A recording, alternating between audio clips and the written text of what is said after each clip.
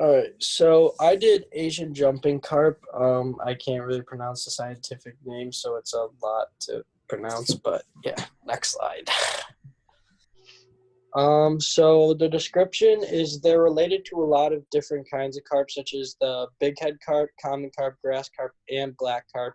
Something unique and different from the like common carps and everything like that is that silver carp don't have barbels, and they're all freshwater fish. And with substantial food sources and few natural predators, silver carp can grow quite large and can live many years.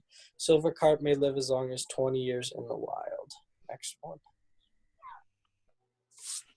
one. So their diet, so they're filter feeders. They eat phytoplankton, zooplankton, and detritus. And that is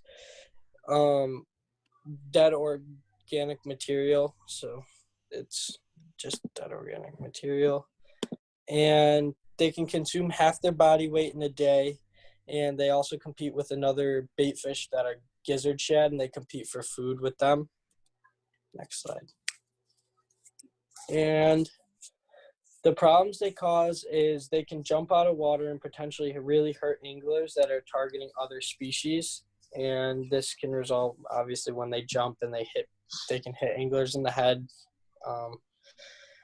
Big head and silver carp are running most of America's aquatic ecosystem, so they're kind of just like they cause algal blooms. They could spread into more Chicago waterways, and Asian carp infiltration is year round, so they don't really stop growing. And yeah, and carp are about 90% of the biomass of the Mississippi Basin, and they take food from native fish, which obviously isn't all that great, because native fish are better than silver carp. And some control methods are being scrapped into fertilizer, 25 active ways to get rid of Asian carp, environmental barriers. There's an electric barrier system, but some silver carp have been known to jump over that, which is why we're starting to think of new ways to stop these, which has led to the Stop Asian Carp Act.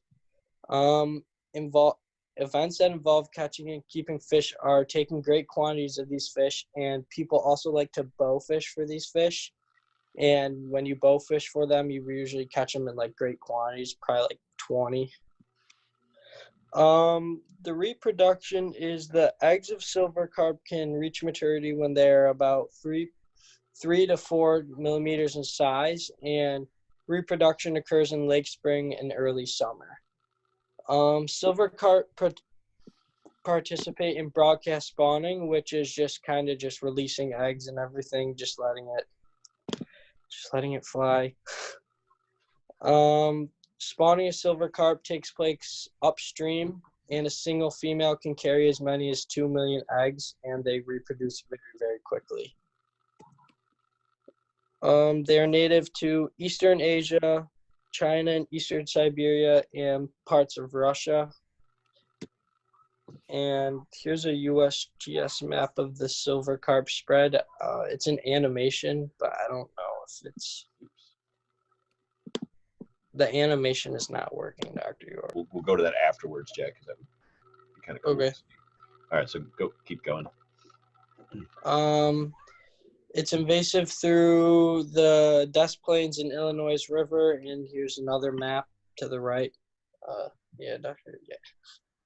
I don't know why that big purple thing is there, but that's the map. And then here's a video. It's a bow fisherman using the flashing lights to scare the fish, causing them to jump into the air and boat. And the video where I chose it is at 5 minutes and 4 seconds in. So